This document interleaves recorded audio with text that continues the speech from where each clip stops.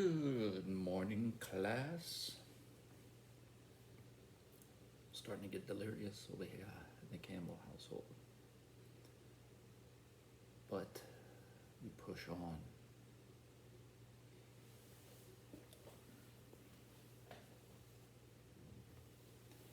All right, guys. So to review, I haven't asked you guys for much. All I ask you to do is legitimately watch the lectures. And if you legitimately watch the lectures, then the exam will take care of itself. Please watch the lectures. I guess if you're not watching the lectures, then it doesn't matter that I'm asking you to please watch the lecture. That's kind of dumb. Start reviewing the lectures. So last class, I psyched myself out. I was doing the camera, and as I was showing what I wrote, I was seeing it in reverse, and but I didn't realize that seeing it in reverse switches it again so that you see it in real time. So what I'm going to do is for this class is I'm not going to reteach it, but I'm going to re-go over the writing that I did with the equations, so that way you can see it in real time. You have a reference. That way you can go back on the video when you're studying and see it as I meant it to be seen, okay? And then we're gonna do some practice examples today to make sure you get it, because this is gonna be a majority of your test, is understanding this equation. And remember, the equation is there to make life for you easy. It's there to demonstrate how muscles, the link between muscles and motion isn't direct. It's indirect through contraction. The contraction type of the muscle group is what's going to influence motion. Okay, so let's review, and now we will recite the code of the elves. Let's review a couple of our important commandments. Muscles only pull. Okay, they don't push and pull. If they would push and pull, we'd only need half of the skeletal muscles in our body. They only pull. And so that means we need puppet strings in every direction of motion, because you never know who you're going to need to call, right? Ghostbusters. So muscles can only pull. We have as many groups of muscles. Remember, from now on, we're not going to say bicep, tricep, because the bicep never works by himself. He always has help. Brachialis, brachioradialis, teres major, and KNES works with the triceps, brachii, long heads, medial, lateral heads. So the concept of a group, multiple muscles that pull in every direction of motion. If it pulls in a direction of motion, it's in a group. So we have shoulder flexors, we have shoulder extensors, we have right lateral cervical benders, left lateral cervical benders, right transverse cervical rotators, left transverse cervical rotators. And the key thing is that it's based on their direction of pull. So that can get confusing if I do this and you say, well, it's pulling that way, so you got to move that way. Not necessarily. What if I was at therapy and the therapist was pushing my head, wanting me to look to the left, but said, don't let me push your head to the left? Well, I would need to use muscles that pull to the right, because the external force is trying to get me to look to the left, okay? So what I taught you in the last class is that we have to figure out who's working by why they need to be working. In the case of the therapist trying to push my head to get me to look to the left, that's not very good social distancing. But they can't use the Jedi Force, so we'll just use this one. Pushing me to want to get me to look to my left, I'm going to recruit muscles that pull to the right, right transverse cervical rotators. In this case, they're working isometrically to prevent this from happening, but those muscles can work concentrically to make me right transverse cervical rotate, or those same muscles pulling to the right can eccentrically let me look to the left. So again, the same muscles that pulled me to the right can be responsible for motion in both directions. So if the same muscles can be responsible for different motion, what's the magic there? Contraction type. Okay, so let me show you what I got. So this is actually flipped the way I see it, but now I know that it's going to reflip it. It's going to flip the flip, it's going to double flip, it's going to flippity flip and the flippity flop. So in math, algebra, we know that A plus B is equal to C. And if we have any two variables, we can solve for the third. So if you figure this out, or if you're given it, our givens, we used to call it in Delcom Junior High, given, so this must be that. And it doesn't have to be the same. If you're given this and you're given this, then this must be that. It just so happens, because muscles can only pull, that you have another algebraic relationship here. Okay? So if you figure out the agonistic group, and I taught you how to do that, we can figure out who's working by why they need to work.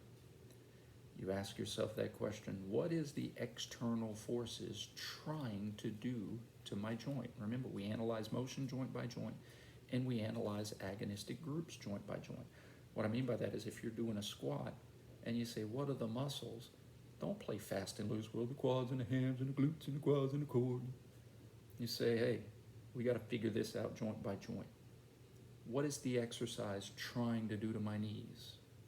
When you're doing a squat, ground and gravity, regardless of how much weight you have, because any weight you have on your shoulders is just adding to the weight you have of you. So ground and gravity is trying to flex your knees. If ground and gravity is trying to flex your knees, you don't need your knee flexors to do a job. If you recruited your knee flexors, you'd fall, you'd collapse. Think of it like this. Imagine if you had, if you were doing squats and you had, you had a lot of weight, right? I say a lot of weight because it helps you really imagine this example. You don't need anything that's trying to make you flex your knees. Let's say a friend comes from behind you and kicks you in the back of the leg. And when he kicks you in the back of your leg, he's trying to make you flex. You'd collapse down. You don't need knee flexors if ground and gravity is trying to make you flex. You need knee extensors to play tug of war against that of which is trying to flex you. So I identify in the squat that I need my knee extensors. And you may be like, well, why don't you say the quad? Because that's a catch-all term. Why don't you say the muscles in the quad? And you don't just say one. So the knee extensors in the quad in this example are synonymous. Quads pull in the direction of knee extension. Well, guess what? Knee extensors pull in the direction of knee extension. So in the case of the squat, I figured out who I need to do the job. My knee extensors. And then in biomechanics, I'm going to teach you who they are, how they run, and what makes them special. Now here is where the other given is going to be inferred. Motion. Now, A plus B equals C. To make this work, I had to put body joint motion. It's the same dang thing. So you figure out who's working, then you observe the motion in the different phases of the movement or the exercise. So we know when you go down for the squat, that's going to be knee flexion. And when you come up from the squat, that's going to be knee extension. Oh, what's wrong, baby girl? Baby girl want to go outside? Okay, give me a second. So, sorry, they want to go outside. Give me 1 second. Come on, guys. Go.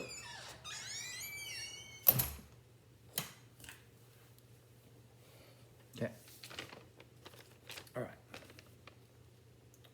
So, knee extensors, start easy. Let's say you're coming up from the squat.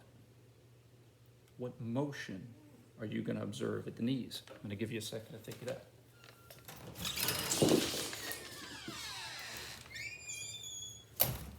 Ooh. That didn't go well. What motion? Let's see, make sure I have it right. What motion at the knees coming up?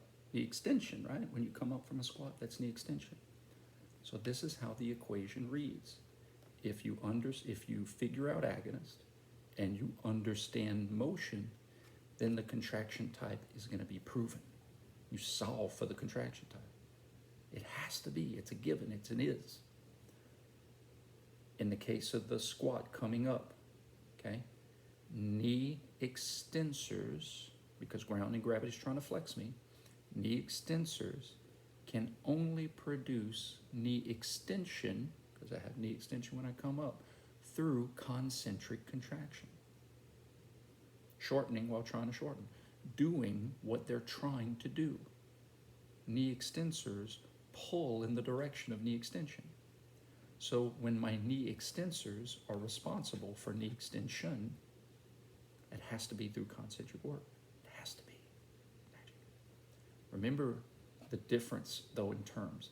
Knee extensors, plural, a group of muscles that pull in the direction of knee extension. But just like an elevator cable pulls up, it doesn't always have to make you go up. Half of the time, it lowers you down. And honestly, most of the time, it's just preventing you from falling down. If that elevator cable is just sitting at whatever floor it is until someone pushes a button, the elevator cable pulling up is doing a job preventing from falling down, keeping it still, keeping it motionless. Okay? So let's look at going down on a squat. When I'm lowering myself on the squat, I'm still using my knee extensors. I'm not using my knee flexors. If I'd use my knee flexors, I'd have ground, gravity, and my knee flexors all trying to flex me. I'd pull my feet off of the ground. I'd fall on my butt. I'd literally pull my feet off of the ground and free fall to the ground. Don't want that with weight, especially with weights on. So lowering myself down, I'm still using my knee extensors. Why? Because the external forces didn't change. That's constant in the squat. Same external force for exercises. There's going to be exceptions. I'm going to get to those, and they're rare. Activities of daily living and exercises. Same external force, same agonist, or in this case, forces. So in other words, grounding gravity is trying to flex me the whole time. I need my knee extensors the whole time. For layman terms, I need my quads the whole time. The variations in the motion, extension coming up, flexion coming down, isn't going to be a difference in agonist. It's going to be a difference in those agonists' contraction type. Variations in this is going to be because of variations in that from this. Okay? So, knee extensors are working. When I'm lowering myself down, I observe flexion of my knees.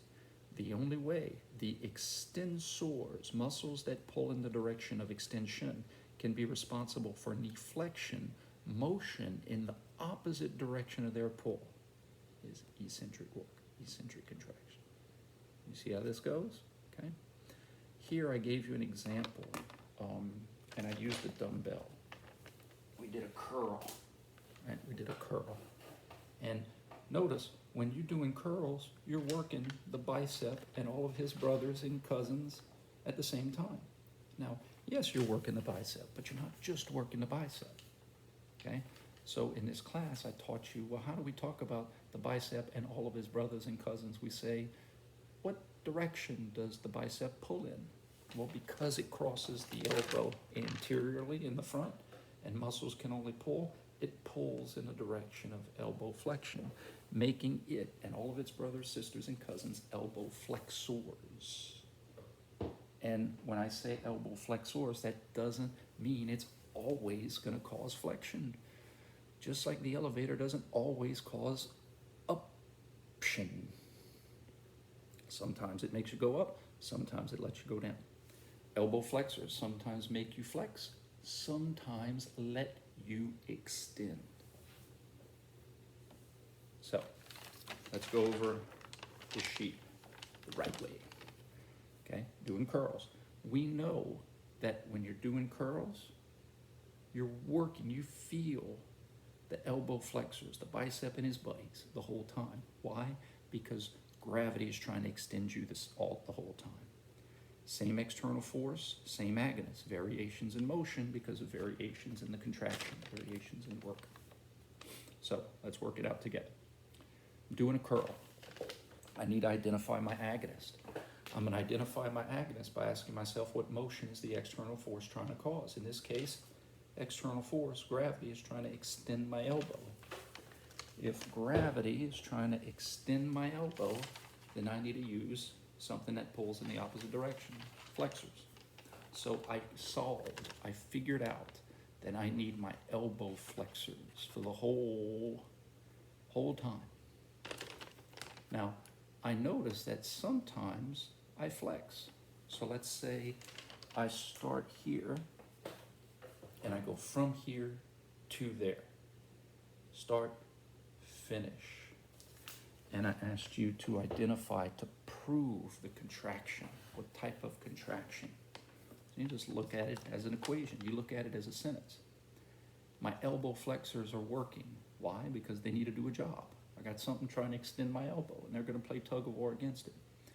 From A to B that I just showed you, from here to there, going in the fetal, that's elbow flexion. Well, my elbow flexors pull in that direction. They pull in the direction of flexion. So if my elbow flexors are working above resting tone and I observe elbow flexion, the only way that's possible is through concentric work. It has to be. It's an is. It's like 2 + 2 has to be 4. Now, I can't just flex, because if I flex and I run out of real estate, I run out of road, the only way to flex again is to extend, okay? So, but what's cool is that I know that I still need my flexors, because whether I'm flexing or extending, gravity is still trying to extend me. That's the key thing. That's the key thing. I still need my elbow flexors when I'm extending, because gravity is trying to extend me. Again, think about it as a thought experiment. If I relaxed all of my muscles, how fast would gravity extend me? And if I use my extensors, I'd extend even faster. So if that extension happens slower than what gravity can offer, I had no choice but to use my flexors to do a job, to control the speed of that extension, to make that elbow extension happen at the speed that my muscles want them to go in. So let's look at the equation. Elbow flexors, responsible for elbow extension, motion in the opposite direction of their pull. The only way that's possible is eccentric work. Another way you could look at it is the muscles are being lengthened while they're still trying to shorten above rest. That's how rubber bands work, right? How do you when you lengthen a rubber band and make it longer, isn't it still trying to shorten? Yeah. A rubber band can be lengthened. A rubber band can't lengthen itself. Same thing for muscles. They can't lengthen themselves. They must be lengthened. So what is lengthening the muscle? Gravity. Gravity is lengthening the muscle, but the muscle is resisting. The muscle is allowing gravity to win, thus it's being lengthened while still trying to shorten. So again, look at this like a sentence. Elbow flexors were responsible for the elbow extension, but only through eccentric work. Okay? Let's say I'm working eccentrically to allow the extension, and then I stop at a 90-degree angle. I stop halfway. That's the easiest, right? Elbow flexors still working because gravity's still trying to extend me, but I observe no motion over time. That must be because of isometric, same length work, isometric contraction, isometric work, okay? So let us go to a couple examples. Every day, I'm going to give you a lower extremity example and an upper extremity example for us to practice these concepts, okay? And I'm also going to give you your lecture confirmation process today. So the way you're going to confirm that you genuinely watched this video is you're going to type the word watched. However, you're going to add a little dot or period at the end of the D. Watched with that period. Guys, if you do not add that period, I'm going to assume that you just put what everybody else put. Because I think that's what's happening. People are now getting wise. They're like, I'm just going to go see what everybody else put, and that's the keyword for the day. How do I know you really watched it? So I got to do these kind of things as my job. I got to wear the black hat as a teacher to try to find motivated ways to make you guys watch these videos. Why? Because I know that if you wait, if you procrastinate and try to watch all this stuff the night before the test, you won't do as well as you could, okay? So the way you confirm that you watched is to type watched, but you better add that little dot. You better add the period at the end, okay? That's all I want you to put. No smiley faces, no, like, you could put, you know, comments and stuff, that's fine. But at the end of the D, that period better be there for it to count. All right, let's look at our upper extremity example for today.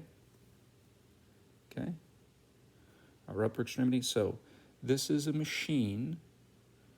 You know, some people call it flies. That's okay for layman terms, but for us, we got to figure out what group of muscles am I working.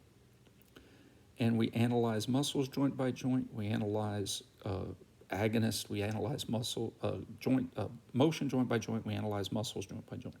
So this conversation is going to be about shoulders, shoulder muscles. How do I figure out what group of muscles are working? Now, you could be like, Campbell, why don't you just say the pecs? Because the pecs are not working alone. And if you only talk about the superstars, you lose track of the other role players. So let's ask ourselves, who's working because we understand why they're working? This machine is trying to pry his hands apart, if you think about it like that. They're trying to move his hands farther away. Well, the motion that this machine is trying to cause is horizontal abduction. The machine is trying to cause horizontal abduction. Now you'd be like, Campbell, I don't understand. Gravity is up and down. Yeah, but through pulleys, we can change directions of applied forces. So the weight stack goes up and down because gravity relative to him is up and down. But through pulleys up here, they can change the direction of that downward, constant downward pull of planet Earth and redirect it to horizontal push from the handles of this machine. So the machine is trying to horizontally abduct him. So he does not need horizontal abductors, or he slammed the weights into the stack. He needs horizontal adductors. He needs a group of muscles. The pecs are included, but there's other muscles that pull in the direction of horizontal adduction. Basically, he needs muscles that are pulling his hands in because the machine is trying to pry his hands out. So I've identified the agonist in this exercise. And it's going to be the same agonist in the entire exercise. In other words, it doesn't matter what motions I observe because that machine is trying to pry my hands apart the entire time. So the same external force is going to be generating the same agonistic group. Now, let's talk about motion and contraction. If my hands start, or if I start in this position here, let me get my pen. If I start here and go to there, what motion do I observe? Well, if my hands start close and in far, I observe horizontal abduction. Well, I know I'm using my horizontal adductors in this exercise. So the only way the horizontal adductors can be responsible for horizontal abduction is to be lengthened while trying to shorten above resting tone. That's eccentric work, eccentric contraction.